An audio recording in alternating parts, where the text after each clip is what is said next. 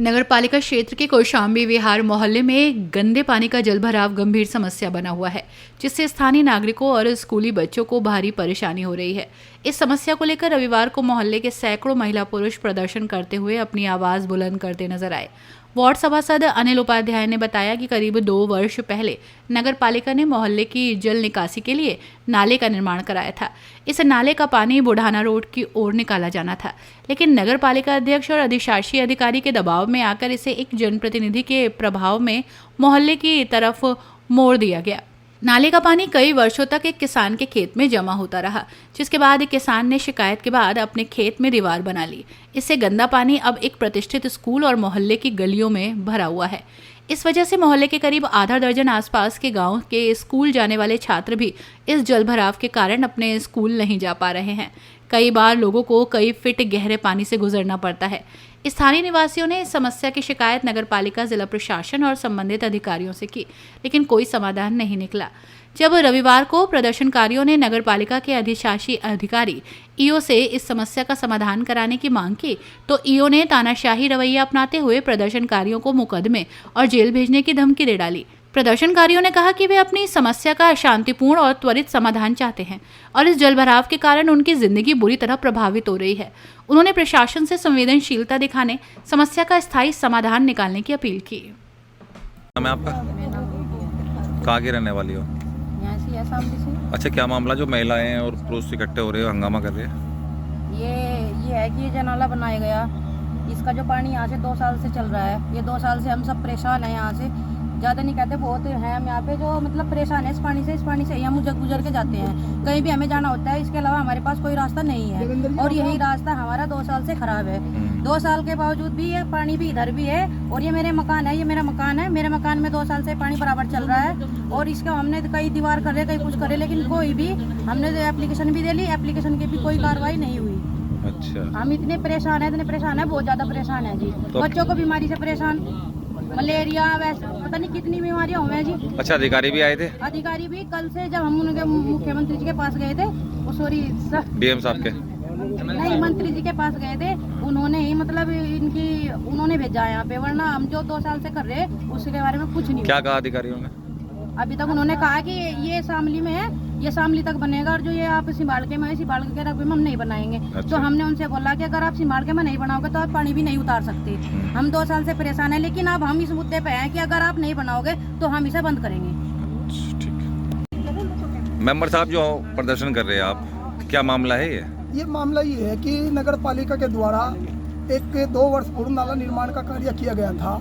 यह नाला जो है पिछले बोर्ड जो 2017 से 22 का बोर्ड था हमारा, उसमें भी मैं सदस्य था और उस समय ही हमने ये नाला पास किया। पानी की जो निकासी का मामला था, ये सरस्वती स्कूल की बराबर साइड में बढ़ता था और वहाँ पर लगभग 2500 बच्चे पढ़ते हैं। उनके जीवन को देखते हुए भाई कोई दुर्घटना के नाम ना हो जाए, तो इस पानी की निकासी के लिए, कौशाम्बी विहार की पानी की निकासी के लिए नाले का नाम ये प्रस्ताव पास कराया गया था।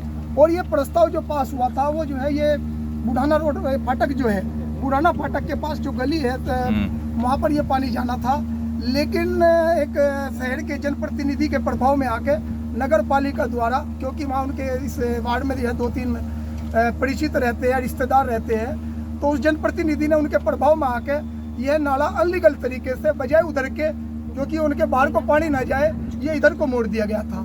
जिस टाइम ये नाला बनाया गया तो सभी जो यहाँ के वार्ड मतलब रतिराम विहार के वासी हैं, मेरे वार्ड की सम्मानित जनता जनार्दन है, इन्होंने नगर पालिका अध्यक्ष महोदय से बात की, भाई आप ये पानी नाला बना रहे हैं, तो उन्होंने ये आश्वासन दिया था कि इसको मैं पूर्ण कराऊंगा और आपके भी पानी की निकासी कराऊंगा। लेकिन यह नाला यहाँ बनाकर छोड़ दिया गया और 1 वर्ष तक पानी जो है ये बराबर में जो किसान है उसके खेत में बढ़ता रहा। लेकिन जब उसने जिला अधिकारी महोदय और ऊपर सभी उच्च अधिकारियों को अवगत कराया तो वहाँ से बंद होकर और ये पानी यहाँ उतार दिया गया। जबकि ये रास्ता, क्योंकि सरस्वती स्कूल में लगभग 2,500 और 3,000 के बीच बच्चे पढ़ते हैं और जितने भी ग्रामीण क्षेत्र से आते हैं, वो चाहे लिलोन से हो, चाहे वो रसूलपुर से हो, चाहे वो पंजोगड़ा से हो, चाहे वो जसाला से हो, चाहे खंदरावली से हो, जितना भी इधर का क्षेत्र पड़ता है, वो बच्चों की जो गाड़ी आती थी वो यहीं से गुजर कर सरस्वती स्कूल पर जाती थी। लेकिन हमारी नगर पालिका का जो विकास है, अब की बार जो विकास